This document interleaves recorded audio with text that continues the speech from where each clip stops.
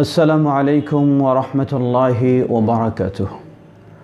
الحمد لله رب العالمين والصلاة والسلام على عبد الله ورسوله نبينا محمد وعلى آله وصحبه ومن تبعهم بإحسان إلى يوم الدين أما بعد.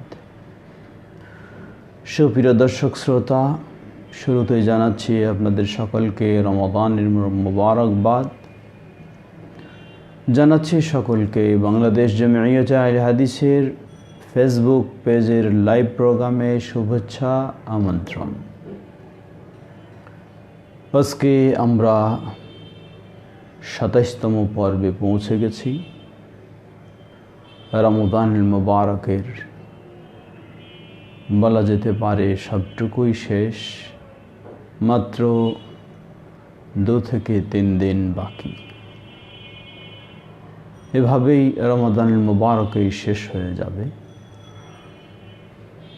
আল্লাহ আমাদের সকলকে রমাদানের সিয়াম, কিয়াম ও যাবতীয় ইবাদত পালনের মধ্য দিয়ে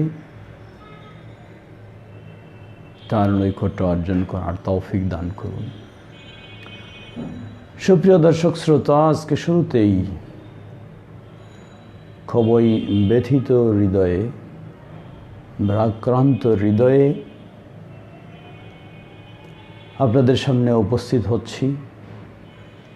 এক ভাই জিজ্ঞাসা করেছেন কেমন আছি। জবাব দিতেই হয় আলহামদুলিল্লাহ আলা কুল্লি হাল, সর্বাবস্থায় আল্লাহর প্রশংসা। তবে মানসিকভাবে খুব একটা ভালো নয়। গত কয়েকদিন আগেই 15ই মে সকাল 6টায় বিদায় নিলেন আমাদের অত্যন্ত শ্রদ্ধাভাজন বাংলাদেশ জামিয়াত আহলে হাদিসের সাবেক সভাপতি, বিশিষ্ট ইসলামী শিক্ষাবিদ, ইসলামী চিন্তাবিদ প্রফেসর ডক্টর ইলিয়াস আলী রাহিমাহুল্লাহ। একই দিনে সন্ধ্যা 6টায় বিদায় নিলেন আরেক ইসলামী স্কলার, চিন্তাবিদ, লেখক, গবেষক, দাঈ ইলাল্লাহ, হাফেজ শেখ আইনুল বারী রাহিমাহুল্লাহ। সপ্তাহ না যেতেই আবার আরেকজন বিদায় নিলেন। গত রাত 9টা 50 বাংলাদেশ জামিয়াত আহলে হাদিসের সভাপতি,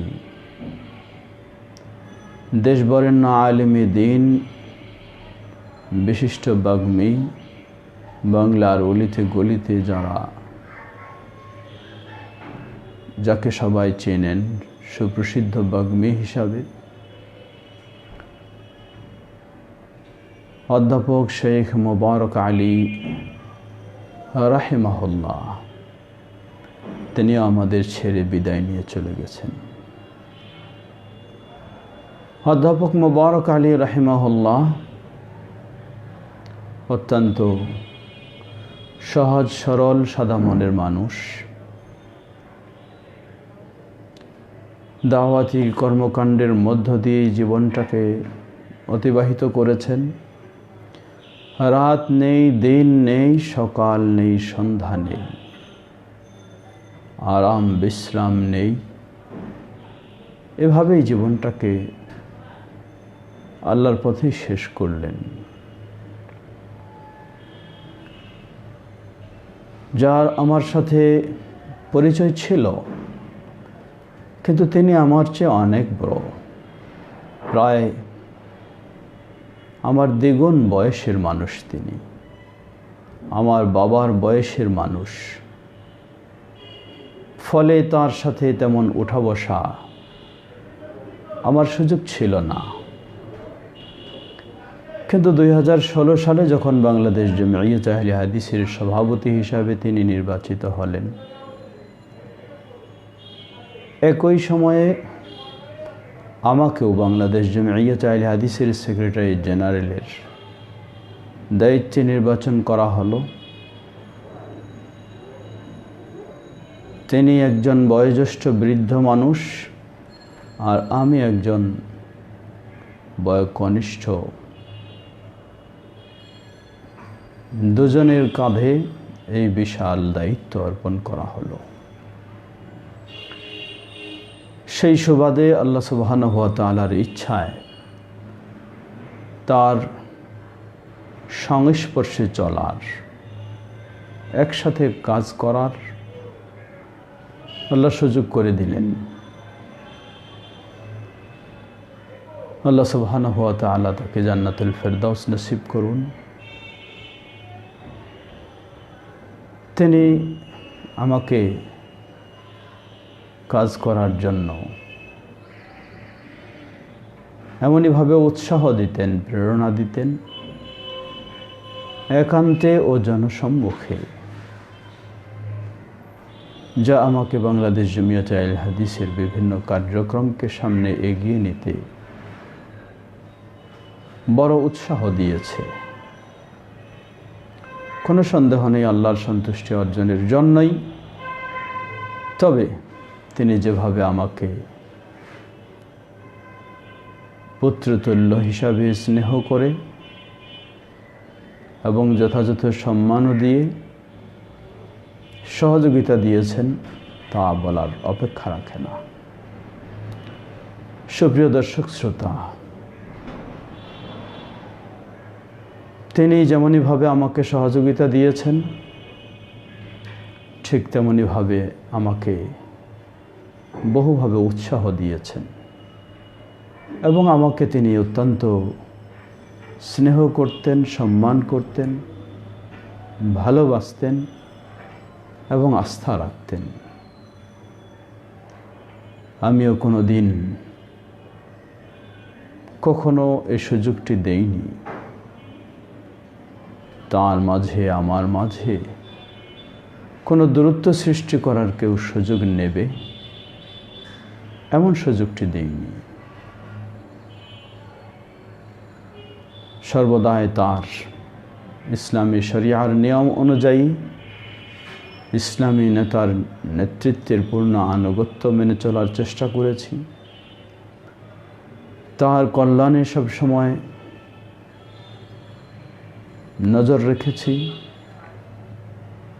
যেভাবে তিনি একজন পিতৃতুল্য মানুষ হিসাবে, একজন সহজ সরল সুন্দর মানুষ হিসাবে সহযোগিতা দেওয়া দরকার চেষ্টা করেছি, সেভাবে আলহামদুলিল্লাহ সকলের সার্বিক সহযোগিতায় আমাদের দুজনের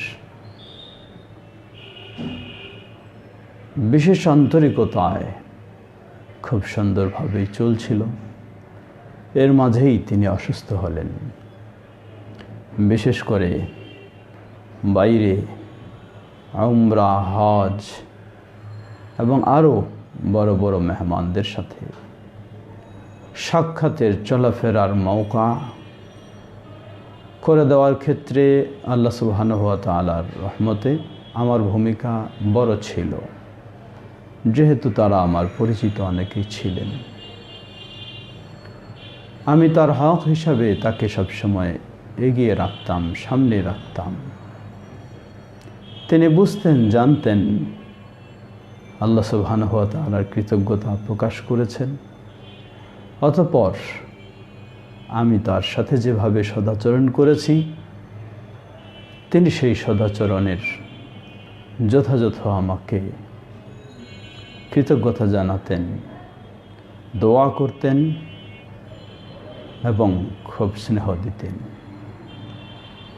তিনি আজকে আমাদের থেকে চলে গেছেন। বেশ প্রায় বছর খানিক খুবই কষ্ট পেয়েছেন অসুস্থতার মধ্য দিয়ে। আল্লাহ সুবহানাহু ওয়া তাআলা মানুষ হিসাবে তার ভুল ত্রুটি থাকলে সেগুলিকে ক্ষমা করে দিন, তাকে জান্নাতুল ফেরদাউসে স্থান করে দিন। পরিবারের সকল সদস্যদেরকে ধৈর্য ধারণ করার তৌফিক দান করুন। আমরা তার অনুসারী ও কর্মী বৃন্দদেরকেও ধৈর্য ধারণ করার তৌফিক দান করুন।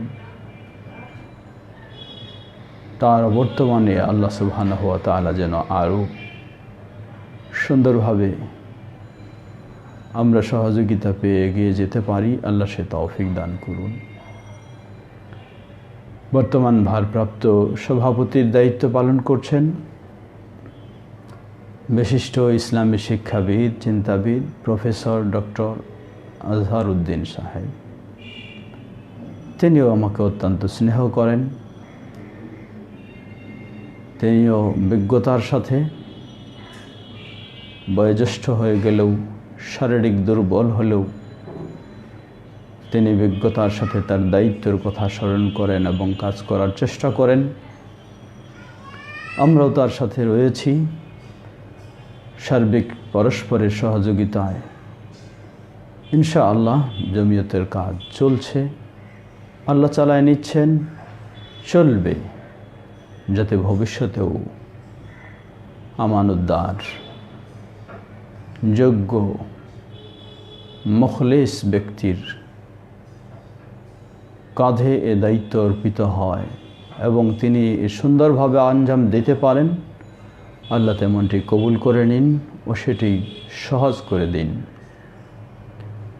তাই মাননীয় ভারপ্রাপ্ত সভাপতির পক্ষ থেকে, আমি সেক্রেটারি জেনারেল পক্ষ থেকে, অন্যান্য কেন্দ্রীয় দায়িত্বশীল সহসভাপতি, বিভিন্ন বিভাগীয় দায়িত্বশীল সকলের পক্ষ থেকে শ্রদ্ধাভাজন অধ্যাপক মোবারক আলী রাহিমাহুল্লাহর জন্য দোয়া, পরিবারের প্রতি সমবেদনা এবং দেশ ও বিদেশের সর্বস্তরে জমিয়তের কর্মীবৃন্দদের প্রতি একইভাবে সান্ত্বনা। আল্লাহ আমাদের সবাইকে তার দিনের পথে কবুল করুন, তার দিনের পথে চলার তৌফিক দান করুন। আল্লাহুম্মা গফির লাহু ওয়ারহামহু ওয়াআফিহি ওয়াআফু আনহু ওয়াকরিম নুজুলাহু ওয়াওসি' মুদখালাহু ওয়াগসিলহু বিল মা'i ওয়াস-সালজ ওয়াল বারদ ওয়ানাক্কিহি মিনাল খাতায়া কামা ইউনাক্কা আথ-থাওবুল আবয়াদু মিনাদ দানাস। আল্লাহুম্মা আবদিলহু দারান খায়রাম মিন দারিহি ওয়া আহলান খায়রাম মিন আহলিহি وزوجا خيرا من زوجه وأدخله الجنة وأعذه من عذاب القبر ومن عذاب النار آمين। সুপ্রিয় দর্শক শ্রোতা, আসুন ফিরে আসি আমরা আজকে আমাদের ২৭তম পর্ব, আলোচ্য বিষয় ইসলামী শিক্ষার গুরুত্ব। ইসলাম একটি পরিপূর্ণ জীবন ব্যবস্থা। ইসলামের অন্যতম বৈশিষ্ট্য হল ইসলাম অজ্ঞতার সাথে কোনো কাজ করার সুযোগ দেয়নি, অনুমতি দেয়নি, বরং নির্দেশ দিয়েছে দিন জেনে দিনের কাজ করতে হবে। আল্লাহ সুবহানাহু ওয়া তাআলা সূরা জুমার ৯ নম্বর আয়াতে বলেন, কুল হাল ইয়াস্তাউিল্লাযীনা ইয়া'লামুনা ওয়াল্লাযীনা লা ইয়া'লামুন ইন্নামা ইয়াতাযাক্কারু উলুল আলবাব। হে নবী জানিয়ে দিন, হাল ইয়াস্তাউিল্লাযীনা ইয়া'লামুন ওয়াল্লাযীনা লা ইয়া'লামুন, যারা জানে আর যারা জানে না উভয় কি সমান হতে পারে? ইন্নামা ইয়াতাযাক্কারু উলুল আলবাব, বিচক্ষণ জ্ঞানীরাই তো শুধু উপদেশ গ্রহণ করে। সুপ্রিয় দর্শক শ্রোতা, ইসলাম বলে দিচ্ছে জ্ঞানী আর জ্ঞানহীন, মূর্খ উভয়ে কখনো সমান হতে পারে না। এর অর্থ জ্ঞানীদের মর্যাদা রয়েছে, তবে এই জ্ঞানী যদি ইসলামী জ্ঞানে জ্ঞানী হয় তাহলে তার মর্যাদা হলো সর্বঊর্ধ্বে। আল্লাহ রাব্বুল আলামিন বলেন, ইয়ারফাইল্লাহুল্লাযীনা আমানু মিনকুম ওয়াল্লাযীনা উতুল ইলমা দারাজাত, তোমাদের মাঝে যারা ঈমান এনেছে এবং তাদেরকে ইসলামের জ্ঞান দেওয়া হয়েছে, আল্লাহ রাব্বুল আলামিন তাদের মর্যাদাকে বহু গুণে ঊর্ধ্ব করে দিবেন। সুবহানাল্লাহ। কারণ অনেক সময় দেখা যায়, আমরা জানি নবী মুহাম্মদ সাল্লাল্লাহু আলাইহি ওয়াসাল্লামের যারা প্রচণ্ড বিরোধিতা করত। সেই ব্যক্তিদের একজন হলো আবু জাহাল। আবু জাহাল অর্থ হলো মূর্খের বাবা। মূর্খের বাবা বলা হয়, তার আসল নাম ছিল আবুল হাকাম, জ্ঞানের বাবা, পণ্ডিত। কিন্তু যখন দেখেও দেখে না, বুঝেও বোঝে না, শোনেও শোনে না, অন্ধকারের পথকে বেছে নিয়েছে, আলোর পথকে বর্জন করেছে, অটোমেটিকভাবে আবু জাহালে রূপান্তরিত হয়েছে। সুতরাং বৈষয়িক বিষয়ে আপনার যতই পাণ্ডিত্য থাকুক, এই পাণ্ডিত্য দাবি রাখে আপনাকে ন্যায় বিষয়টাকে গ্রহণ করে নিতে হবে, আপনাকে সত্য বিষয়টাকে কবুল করে নিতে হবে, আপনাকে বাস্তব বিষয়টা মেনে নিতে হবে। কিন্তু এই পাণ্ডিত্য থাকা সত্ত্বেও যদি আপনি সত্যকে কবুল করতে না পারেন, ন্যায় বাস্তব বিষয়টাকে মেনে নিতে না পারেন, তাহলে এই পাণ্ডিত্য যেন আপনার একটি মূর্খতা স্বরূপ পাণ্ডিত্য ছাড়া আর কিছুই নয়।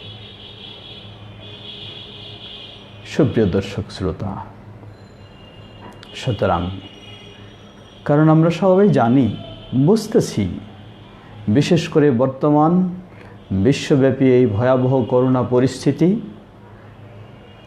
এই ভয়াবহ করোনা পরিস্থিতি আমাদেরকে স্মরণ করে দিচ্ছে, সবাই এক বাক্যে স্বীকৃতি দিতে বাধ্য হচ্ছি, সব কিছুর নিয়ন্ত্রক ও পরিচালক একমাত্র আল্লাহ সুবহানাহু ওয়া তাআলা। সুতরাং আপনার পাণ্ডিত্য যদি সেই আল্লাহ সুবহানাহু ওয়া তাআলার পথেই পৌঁছাতে সক্ষম না হয়, তাহলে এই পাণ্ডিত্য যেন মূর্খতার পাণ্ডিত্য। তাই প্রকৃতপক্ষে তিনি শিক্ষিত, তিনি জ্ঞানী, যার জ্ঞান তাকে আলোর পথ বেছে নিতে সহায়তা করেছে, যার জ্ঞান তাকে অন্ধকার থেকে বের করে নিয়ে এসেছে। আল্লাহ সুবহানাহু ওয়া তাআলাকে যার জ্ঞানের মাধ্যমে সে চিনেছে, সেই হলো প্রকৃত জ্ঞানী, প্রকৃত আলেম। এই জন্য আল্লাহ রাব্বুল আলামিন বলেন, ইন্নামা ইয়াখশাল্লাহ মিন ইবাদিহি আল উলামা। আল্লাহ সুবহানাহু ওয়া তাআলাকে ভয় করেন শুধুমাত্র তারা বান্দাদের মধ্যে যারা হলো আলেম। আলেম বলতে কি? সুপ্রিয় দর্শক শ্রোতা, এখানে আরেকটি বিষয় স্মরণ করে দিতে চাই। আলেম বলতে কেউ যদি কোরআন এবং হাদিসের বহু জ্ঞানই অর্জন করে, ইসলামী শরিয়ার অনেক জ্ঞান অর্জন করে, কিন্তু সেই জ্ঞানও যদি তাকে ইসলাম গর্হিত কর্মকার্য থেকে বিরত থাকতে সহযোগিতা না দেয়, তাহলে তিনিও কিন্তু প্রকৃত সেই আলেম নন, যে আলেমের কথা আল্লাহ এখানে বললেন। কারণ যার জ্ঞান তাকে আল্লাহর বিষয়ে ভীত করবে, যার জ্ঞান তাকে আল্লাহর বিষয়ে সংযমশীল করবে, যার জ্ঞান তাকে আল্লাহর বিষয়ে আনুগত্যশীল করবে, তিনি হলেন সত্যিকারী জ্ঞানী। একজন মুফতি মানুষ, একজন বড় ইত্যাদি ইত্যাদি অনেক কিছু টাইটেলধারী মানুষ, তিনি যদি এরপরেও আল্লাহর সাথে শিরকি কর্মকাণ্ড, আকীদা, বিশ্বাস, আমলে জড়িয়ে থাকেন, তাহলে সত্যিই তার জ্ঞান ইসলামিক জ্ঞান হলেও সেটা তাকে নিজেকেও তাকে অন্ধকার থেকে মুক্ত করতে পারেনি, উপকৃত করতে পারেনি। সেই ব্যক্তি প্রকৃতপক্ষে আলেম নয়। লক্ষ্য করুন, আলেমরা নিজেদের মর্যাদা নেওয়ার জন্য বলে থাকি, যেটি হাদিস সহিহ, আল্লাহ রাসূল সাল্লাল্লাহু আলাইহি ওয়াসাল্লাম বলেন, আল উলামা ওয়ারাসাতুল আম্বিয়া। আলেমরা হচ্ছেন নবীদের ওয়ারিস। ওয়া ইন্নাল আম্বিয়া লাম ইউওয়ারিসু দিনারা ওয়ালা দিরহামা। আর নবীগণ কখনো কাউকে দিনার দিরহাম অর্থ সম্পদের ওয়ারিস বানায় যাননি। ওয়ালাকিন ইউওয়ারিসু আল ইলমা। নবীগণ ওয়ারিস বানিয়েছেন ইলমের। কোন ইলম? আজকে কেউ আলেম হয়ে দাবি করেন তিনি মারিফতি ইলম অর্জন করেছেন। কোন নবী রাসূলগণ কি মারিফতি ইলম কাউকে দিয়ে গেছেন? আলেম হয়ে দাবি করেন তিনি হাকিকতে ইলম, তরিকতে ইলম দাবি করেছেন, পেয়েছেন। নবী রাসূলগণ কি তরিকতি বা হাকিকতে ইলম দিয়ে গেছেন? এ তো ইবলিসি ইলম। নবী রাসূলগণ কখনো এই ধরনের ইলম দিয়ে যাননি। নবী রাসূলগণ যে ইলম দিয়ে গেছেন সেই ইলম হলো ইলমুল ওয়াহি, ইলমুল কিতাবি ওয়াস সুন্নাহ। সুতরাং নবী রাসূলদের ওয়ারিসের মর্যাদা নিতে চাইবেন আর নবী রাসূলদের রেখে যাওয়া ইলম আপনি নেবেন না, কোশ্চিন কালেও আপনি নবী রাসূলদের ওয়ারিসের মর্যাদা লাভ করতে পারেন না। সুপ্রিয় দর্শক শ্রোতা, সুতরাং অবশ্যই একজন মানুষকে ইসলামী ইলম, ইসলামী জ্ঞান অর্জন করতে হবে সাধ্যপক্ষে। তবে এই জ্ঞানের উৎস হতে হবে কিতাব এবং সুন্নাহ, কোরআন এবং সহিহ হাদিস। আজকে দেখুন ইসলামে বহু বিভ্রান্তিকর কথা রয়েছে। নাউজুবিল্লাহ, ইসলামে নেই, ইসলামের নামে চালানো হয়। ইসলাম কখনো বিভ্রান্তিকর বিষয় ইসলামে নেই, কিন্তু কতক মুসলিম ইসলামের নাম দিয়ে বিভ্রান্তিকর শিরকি কুফরি কথাগুলি ধারণ করে, লালন করে, প্রচার করে। ইসলাম কি এই শিক্ষা দিয়েছে?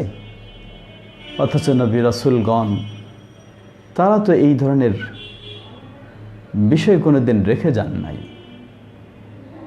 তারা রেখে গেছেন সেটাই যা তাওহীদের কথা, রেখে গেছেন সেটাই যা সুন্নাহর কথা, রেখে গেছেন সেটা যা শিরক কুফর বর্জনের কথা, রেখে গেছেন সেটা যা বিদআত ও আবিষ্কৃত বিষয়গুলি বর্জনের কথা।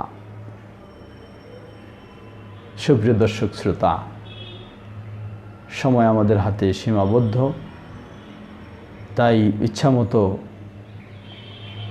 বিষয়টি সবিস্তারে আলোচনা করার সুযোগ নেই। প্রথম বিষয়, একজন মানুষ হিসাবে তার দ্বীন ইসলামকে মেনে নিতে হবে। দ্বিতীয় বিষয়, ইসলাম আমাদেরকে শিক্ষার গুরুত্ব দেয়। ইসলাম অন্ধের মতো চলে না। এই জন্য এক হাদিসেও এসেছে, তলাবুল ইলমি ফারিদাতুন আলা কুল্লি মুসলিম। প্রতি মুসলিম, ইবনে মাজার হাদিস, হাদিসটি হাসান, প্রতিটি মুসলিমের জ্ঞান অর্জন করা ফরজ। এই জ্ঞান অর্জন এর সীমা দুটি, স্তর দুটি।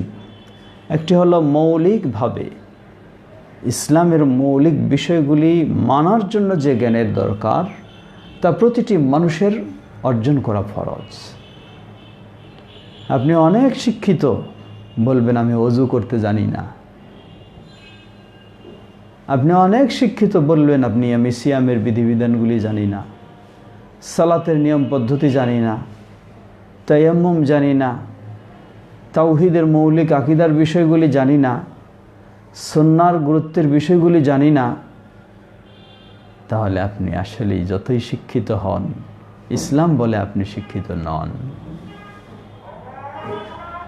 ইসলামের আলোকে আপনাকে শিক্ষিত হতে হলে অবশ্যই এই মৌলিক বিষয়গুলি জানা হলো ফরজ, প্রতিটি মুসলিমকে জানতেই হবে।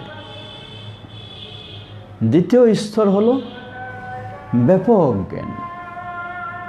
সেই ব্যাপক জ্ঞান এটি সকলের জন্য ফরজ নয়। আল্লাহ রাব্বুল আলামিন বলেন, ফালাউলা নাফারা মিন কুল্লি ফিরকাতিন মিনহুম তাইফাতুন লিয়াতাফাক্কাহু ফিদ-দীন। কেন তাদের মধ্য থেকে একটি দল বের হয়ে যায় না, যারা দ্বীন সম্পর্কে গভীর জ্ঞান অর্জন করবে, অতঃপর তারা স্বীয় জাতির কাছে ফিরে এসে তাদেরকে সতর্ক করবে, ভীতি প্রদর্শন করবে। আশা করা যায় তারা সতর্ক সাবধান হবে। এই বিষয়টি হচ্ছে সকলের জন্য নয়। অর্থাৎ একজন মুসলিম সকলকেই মুফতি হতে হবে এটা নয়, সকলকেই মুহাদ্দিস হতে হবে এটা নয়, সকলকেই মুফাসসির হতে হবে এটা নয়। বাছাই করা কিছু সংখ্যক মুফতি হলে যথেষ্ট, কিছু সংখ্যক মুহাদ্দিস হলে যথেষ্ট, কিছু সংখ্যক মুফাসসির হলে যথেষ্ট, কিন্তু সকলকেই একজন মুসলিম হিসাবে যেন তার ঈমানটা ঠিক রাখতে পারে, ইসলামের মৌলিক ফরজ ইবাদতগুলি ঠিকভাবে পালন করতে পারে, সেটি প্রতিটি নর নারীকে অবশ্যই জানতে হবে। এজন্য আমরা বলি, মানুষের জীবন নির্বাহের জন্য কাউকে ইঞ্জিনিয়ার হতে হবে, কাউকে ডাক্তার হতে হবে, কাউকে আরও কিছু হতে হবে। আপনি হবেন ইঞ্জিনিয়ার, হবেন ডাক্তার, হবেন আরও কিছু, কিন্তু যেন একজন মুসলিম ইঞ্জিনিয়ার হন, মুসলিম ডাক্তার হন। একজন নামাজি ইঞ্জিনিয়ার হবেন, নামাজি ডাক্তার হবেন। তাহলে আপনি নিজে উপকৃত করতে পারবেন, আপনার পরিবারকে উপকৃত করতে পারবেন, সমাজকে উপকৃত করতে পারবেন, দেশকে উপকৃত করতে পারবেন। সুপ্রিয় দর্শক শ্রোতা, আসুন আমরা যেন সেই পথটি বেছে নেওয়ার চেষ্টা করি। আজকে বহু অভিভাবক শেষ বয়সে পৌঁছে গেছেন, তারা আজকে যেন আর্তনাদ করছেন, আহাজারি করছেন, বেদনা প্রকাশ করছেন যে কি করলাম, ছেলে মেয়েদেরকে প্রাথমিক ইসলামী শিক্ষাও দিতে পারিনি, তাই আজকে ছেলে মেয়েও আমাকে চিনে না, ছেলে মেয়েও আমাকে বর্জন করেছে। কথাগুলি বাস্তব। আজকে আমাদের দেশেও পাশ্চাত্যের অমুসলিমদের অনুসরণ করে বৃদ্ধাশ্রম তৈরি হচ্ছে। কারণ পাশ্চাত্যের অমুসলিমরা যেমন বৃদ্ধ বাবা মাকে বৃদ্ধাশ্রমে ছুঁড়ে মারে, আমাদের ছেলেরাও আজকে সেই আচরণ করছে। লা হাওলা ওয়ালা কুওয়াতা ইল্লা বিল্লাহ। সুতরাং প্রতিটি অভিভাবকের একান্ত দায়িত্ব, কর্তব্য, আপনার জীবনটা অতীত হয়ে গেছে, কিন্তু আপনার ছেলে মেয়ের ক্ষেত্রে যেন সেই ত্রুটি না হয়। তাদেরকে কমপক্ষে ইসলামের মৌলিক শিক্ষা দিয়ে ইসলাম প্রিয় করে এরপর আপনি তাকে যেই পেশায় নিয়োজিত করবেন, তাহলে সে হালাল হারাম মেনে চলার চেষ্টা করবে, আল্লাহকে ভয় করে চলার চেষ্টা করবে, একজন নামাজি মুসলিম হওয়ার চেষ্টা করবে, বাবা মার প্রতি শ্রদ্ধাশীল হওয়ার চেষ্টা করবে, সমাজের প্রতি, জনগণের প্রতি শ্রদ্ধাশীল হওয়ার চেষ্টা করবে, দেশ সমাজের কল্যাণে কাজে আসবে। তাই প্রতিটি এই রমাদান মুবারকের প্রশিক্ষণের মাসেই সবাইকে স্মরণ করে দিতে চাই, নিজেও আমাকে সাধ্যপক্ষে দিন জানার চেষ্টা করতে হবে এবং স্নেহের সন্তানদেরকেও সেভাবে গড়ে তুলতে হবে। আপনার সন্তানকে কি শেখাবেন? ছোট্ট বাচ্চাদের মৌলিক দিনের প্রতি আকৃষ্ট করার, দিন শিক্ষার কিছু সিরিজ আলহামদুলিল্লাহ আপনাদের সেবায় আল্লাহ সুবহানাহু ওয়া তাআলা আমাকে সংকলন করার তৌফিক দিয়েছেন। সেগুলিও সংগ্রহ করে নিজের বাসায়ও আপনি আপনার সন্তানদেরকে সেভাবে শিক্ষা দিতে পারেন। এতেও আশা করব আমরা সহিহ আকীদায়, তাওহীদি বিশ্বাসে, সুন্নাহর চেতনায় আপনার সন্তান গড়ে উঠবে ইনশাআল্লাহ। সুপ্রিয় দর্শক শ্রোতা, আজকে নতুন প্রজন্ম এক শ্রেণী ইসলাম থেকে দূর হয়ে নাস্তিকতার দিকে ধাবিত হচ্ছে। তারাই তাদের বাবা মাকে আজকে বৃদ্ধাশ্রমে ভরে দিচ্ছে। খোঁজ নিয়ে দেখুন, যারা বেদিন হয়ে যাচ্ছে, দিনের চর্চা যাদের মাঝে নেই, আল্লাহর ভয় যাদের মাঝে নেই। আবার আরেক শ্রেণী নতুন প্রজন্মে বেশি দিনপ্রিয় হতে গিয়ে তাদের কাছেও ইসলামের কোরআন এবং সুন্নাহর আলোকে সঠিক শিক্ষাটা না থাকার কারণে বিভ্রান্ত মহল, ষড়যন্ত্রকারীরা তাদেরকেও ষড়যন্ত্র করে চরমপন্থা উগ্রপন্থা সেদিকে জড়িয়ে দিচ্ছে। এটিও একটি বড় কারণ হলো সঠিক ইসলামী শিক্ষা না থাকা। সুতরাং আমাদের সকলকে এই ক্ষেত্রে সচেতন হতে হবে, আমরা যেন আমাদের সন্তানদেরকে সেভাবে গড়ে তুলতে পারি। সুপ্রিয় দর্শক শ্রোতা, আসুন সকলকে স্মরণ করে দিতে চাই, রমাদান মোবারক এমন একটি মাস, প্রশিক্ষণ নেওয়ার মাস। একজন মুসলিম হিসাবে আল্লাহ তার কিতাব আপনাকে দিয়েছেন, আপনার জন্য নাজিল করেছেন। আপনি আল্লাহর কিতাব দিনে কয় ঘন্টা এর পিছনে সময় দেন? দিনে কতটুকু এর পিছনে সময় বরাদ্দ রেখেছেন? যদি নাই রাখেন, কিভাবে আপনি নিজের জীবনটাকে সঠিক পথে পরিচালনা করবেন? আল্লাহ কিতাব নাজিল করলেন, বললেন হুদাল লিল মুত্তাকিন, এটি মুত্তাকিনদের জন্য গাইড বুক। যদি মুত্তাকিনদের জন্য এটি গাইড বুক হয়ে থাকে, তাহলে আপনি কিভাবে তা থেকে শিক্ষা না নিয়ে নিজেকে পরিচালনা করবেন সঠিক পথে? কখনো সম্ভব নয়। তাই এই প্রশিক্ষণের মাস রমাদান মাসেই কর্মসূচি নিয়ে নিন। দিনে কমপক্ষে আধা ঘন্টা হলেও আল্লাহর কিতাব শেখার জন্য, বোঝার জন্য, জানার জন্য, রাসূল সাল্লাল্লাহু আলাইহি ওয়াসাল্লামের সুন্নাহ শেখার জন্য, বোঝার জন্য, জানার জন্য এবং কোরআন ও সুন্নাহর আলোকে নিজেকে আলোকিত করার জন্য আপনি একটি রুটিন তৈরি করে নিন।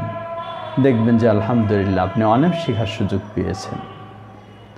আল্লাহ আমাদের সবাইকে এভাবে ইসলামী শিক্ষার পথে অগ্রসর হওয়ার তৌফিক দান করুন এবং সকল ছেলে মেয়েকে মৌলিক ইসলামী শিক্ষা যেন দিতে পারি, আর ভালোভাবে কিছু বাছাই করে যাদেরকে ইসলামী স্কলার হিসাবে গড়ে তোলার জন্য ব্যবস্থা নিতে পারি, সেই চিন্তা যেন করি।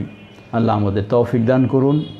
বাংলাদেশ জমিয়ত আহলে হাদিস সে লক্ষ্যেই শিক্ষা, গবেষণা এবং একটি মাদ্রাসা শিক্ষা বোর্ড আরও কিছু প্রতিষ্ঠা করেছে এবং সেদিকে অগ্রসর হচ্ছে। আপনাদের সবাইকে আহ্বান জানাবো, বাংলাদেশ জমিয়ত আহলে হাদিসের এই কর্মসূচিতে একাত্মতা ঘোষণা করে সহযোগিতা দিয়ে এগিয়ে আসার চেষ্টা করুন। আল্লাহ আমাদের সবাইকে সে তৌফিক দান করুন। ওয়া আখির দাওয়ানা আলহামদুলিল্লাহ রাব্বিল আলামিন। আজকে আমরা আর দীর্ঘ না করে কিছু জিজ্ঞাসা জবাব দিতে চাই।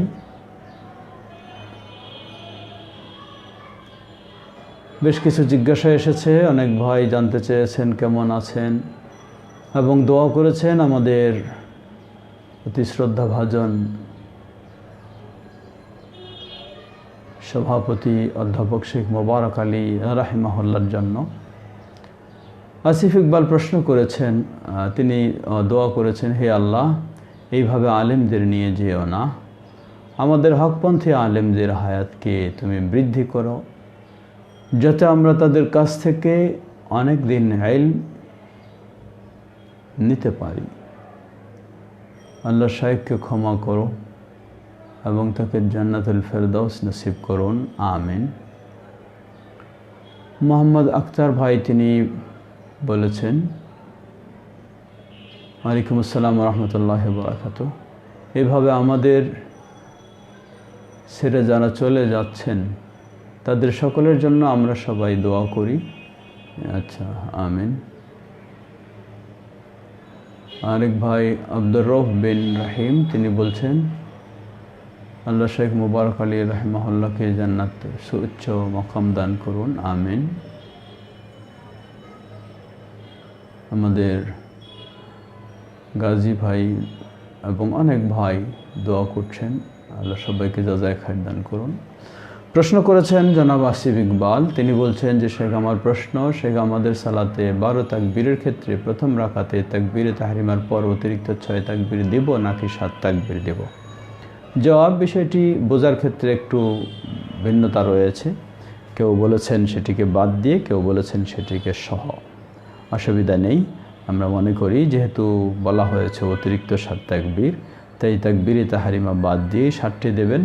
অতঃপর আউযুবিল্লাহ বিসমিল্লাহ বলে সূরা ফাতিহা এবং অন্য সূরা পাঠ করবেন। দ্বিতীয় রাকাতে দাঁড়ানোর যে তাকবীর সেটিকে বাদ দিয়ে আপনি অতিরিক্ত 5টি তাকবীর দিবেন। দ্বিতীয়তে যেহেতু দাঁড়ানোর তাকবীর বাদ দিয়ে সেই হিসাবে বোঝা যায় প্রথমটিতেও তাকবীরে তাহরিমা বাদ দিয়ে। আল্লাহু আলাম। আর এটি কোনো জটিল বিষয় মনে করাও ঠিক নয়। প্রশ্ন করেছেন অনেক ভাই, দোয়া করেছেন, আল্লাহ সবাইকে জাযায়ে খায়ের দান করুন। প্রশ্ন করেছেন রবিউল আউয়াল, আসর ও জোহর নামাজ প্রথম 2 রাকাতে ইমামের পিছনে সূরা ফাতিহা এর সাথে কি সূরা মিলাতে হবে? জি, মিলাবেন। সাহাবী জাবির ইবনে আব্দুল্লাহ রাদিয়াল্লাহু আনহু থেকে এমনই বর্ণনা এসেছে সহিহভাবে। আরেক ভাই প্রশ্ন করেছেন মোহাম্মদ শফিক, আসসালামু আলাইকুম রহমতুল্লাহি ওয়া বারাকাতুহু। মহান আল্লাহ তাআলা আপনাদের সবাইকে কেমন রেখেছেন? আলহামদুলিল্লাহ। দোয়া করি আল্লাহ রাব্বুল আলামিন আপনাকে সুস্থ রাখুন, আপনি আমাদের জন্য দোয়া করবেন। আল্লাহ সবাইকে ভালো রাখুন, নিরাপদে রাখুন, দিনের উপর আল্লাহ চলার তৌফিক দান করুন। আসসালামু আলাইকুম। প্রবাসী থেকেও অনেক ভাই রায় করেছেন। প্রশ্ন করেছেন আরেক ভাই, রবিউল আউয়াল ভাই, সূরা ফাতিহা পড়ার পর সূরার মাঝখান হতে পড়লে কি বিসমিল্লাহ পড়তে হবে যেমন আয়াতুল কুরসি পড়লে? জবাব না, মাঝখান হলে বিসমিল্লাহ পড়বেন না। আরেক ভাই প্রশ্ন করেছেন যে আমরা সাধারণ যে গোসল করি সে গোসলটা কিভাবে করব। আমি গোসলের ফরজটা আদায় সহকারে ক্রমানুসারে কিভাবে গোসলটা শুরু করব। উল্লেখ্য এটা নাপাকির ফরজ গোসলের কথা বলছি না। জবাব, গোসল 2 ধরনের। একটি হলো ফরজ গোসল পবিত্রতা অর্জনের জন্য, আরেকটি হচ্ছে শরীর পরিচ্ছন্ন পরিষ্কার করার গোসল, যা প্রাত্যহিক আমরা করে থাকি। এটার জন্য কোনো সেই ধরনের নিয়ম নেই। তবে যদি আপনি সেই ফরজ গোসলের পদ্ধতি অনুযায়ী করেন, প্রথমে সুন্দরভাবে ওযু করে নিলেন, অতঃপর শরীরে পানি ঢাললেন, আলহামদুলিল্লাহ, কোনো অসুবিধা নেই, সেভাবে করতে পারেন। আল্লাহু তাআলা আলাম। প্রশ্ন করেছেন জাযাকাল্লাহু খাইর, আপনাকে সম্মানিত করুন, আমিন। আমি আপনাকে সহ সমস্ত সহিহ আলেমদেরকে আল্লাহর জন্য ভালোবাসি, আল্লাহ আপনাকে ভালোবাসবেন। আপনাদের নেক দাওয়াতের মাধ্যমে আল্লাহ তাআলা আমাকে ও আমার পরিবারকে শিরক এবং বেদাত মুক্ত করেছেন, আলহামদুলিল্লাহ। আল্লাহ আপনাকে শিরক এবং বিদআত মুক্ত দ্বীনের উপরে অটল থাকার তৌফিক দান করুন।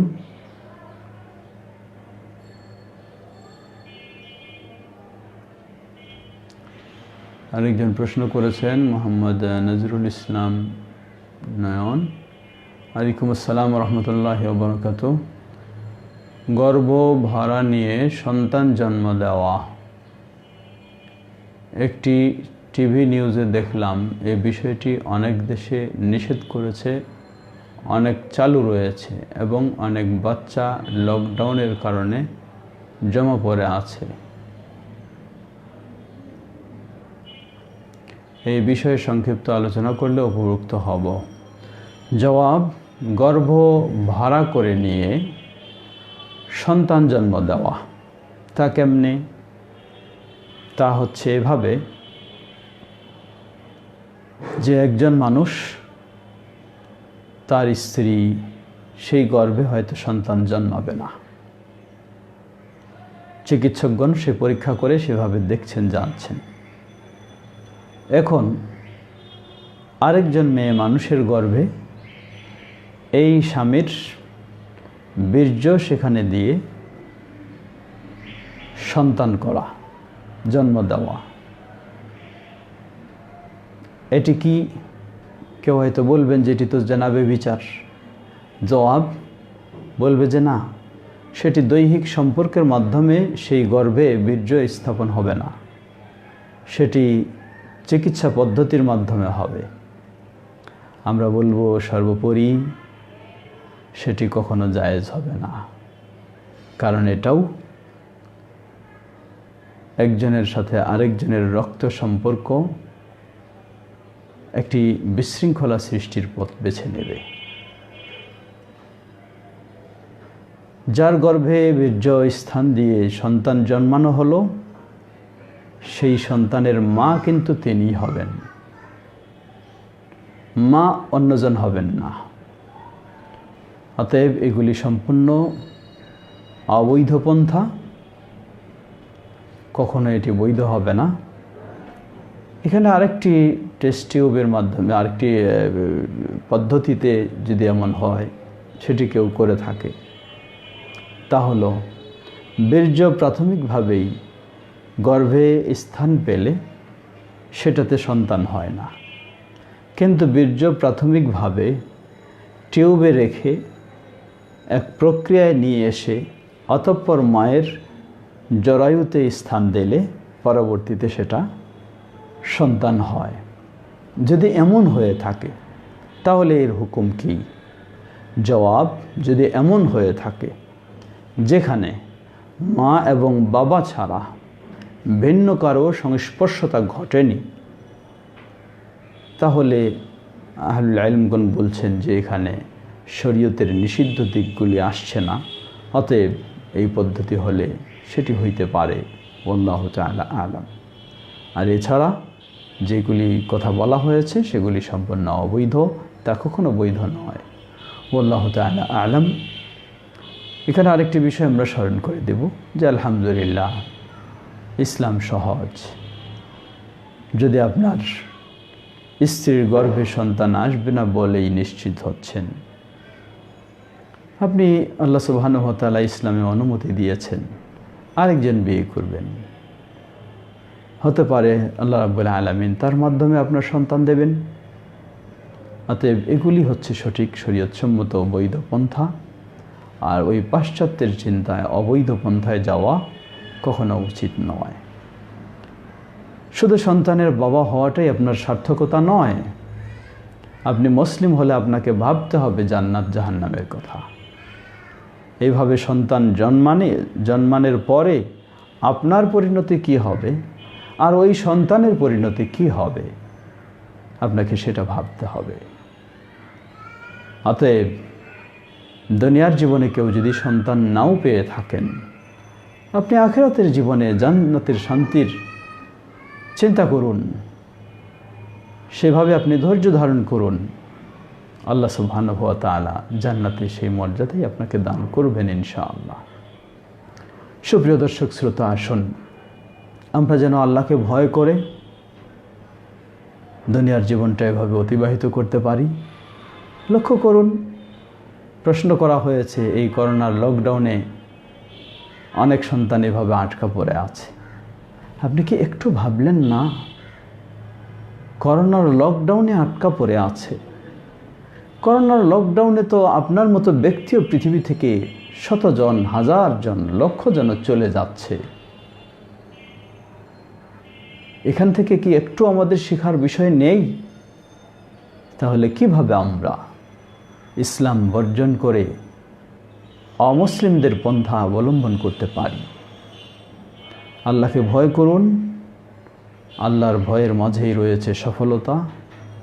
আল্লাহ বলছেন ওমান ইয়াত্তাকিল্লাহা ইয়াজআল লাহু মাখরাজা, যে আল্লাহকে ভয় করে চলবে আল্লাহ তার জন্য নিষ্কৃতির পথ, মুক্তির পথ বের করে দেবেন ইনশাআল্লাহ।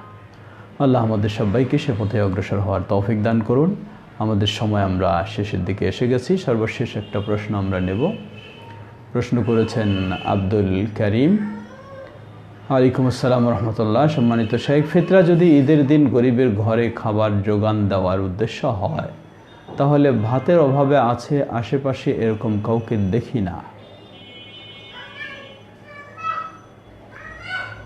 দেখি না, ঈদের দিন পোলাও, বিরিয়ানি, মাংস, সেমাই,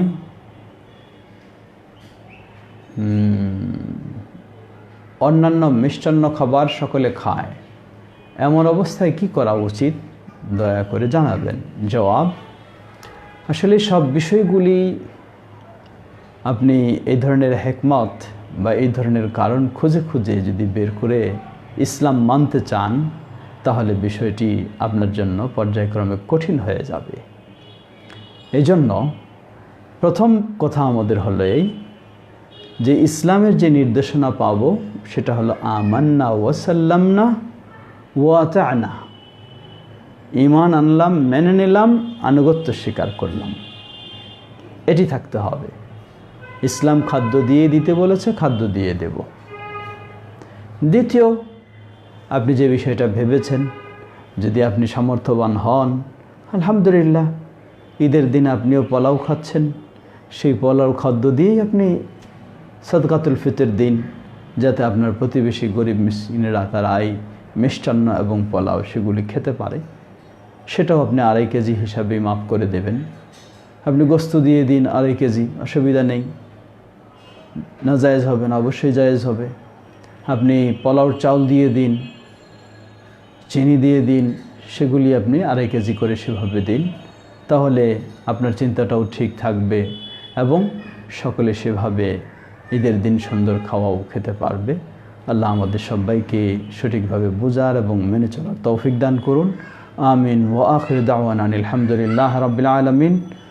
পরিশেষে আবার সবাইকে মোবারকবাদ জানাচ্ছি। আমাদের শ্রদ্ধাভাজন প্রফেসর শেখ মুবারক আলী রাহিমাহুল্লাহ, আল্লাহ রাব্বুল আলামিন তাকে জান্নাতুল ফিরদাউসে স্থান দান করুন। তার বিয়োগে যে আমরা ক্ষতিগ্রস্ত, আল্লাহ সেই ক্ষতি থেকে আমাদেরকে মুক্ত করুন। তার পরিবারের সদস্যদেরকে ধৈর্য ধারণ করার তৌফিক দান করুন এবং দিনের কাজে তার বর্তমানে উপযুক্ত ব্যক্তি আমাদের মিলিয়ে দিন এবং সেভাবেই আমাদের পথ সহজ করে দিন। আমিন। ওয়া আখির দাওয়ানা আলহামদুলিল্লাহ রাব্বিল আলামিন। ওয়া সাল্লাল্লাহু তাআলা আলা নবিয়িনা মুহাম্মদ ওয়া আলা আলিহি ওয়া সাহবিহি আজমাইন। সুবহানাকা আল্লাহুম্মা ওয়া বিহামদিকা আশহাদু আল লা ইলাহা ইল্লা আনতা আস্তাগফিরুকা ওয়া আতুবু ইলাইক। আসসালামু আলাইকুম ওয়া রাহমাতুল্লাহি ওয়া বারাকাতুহু।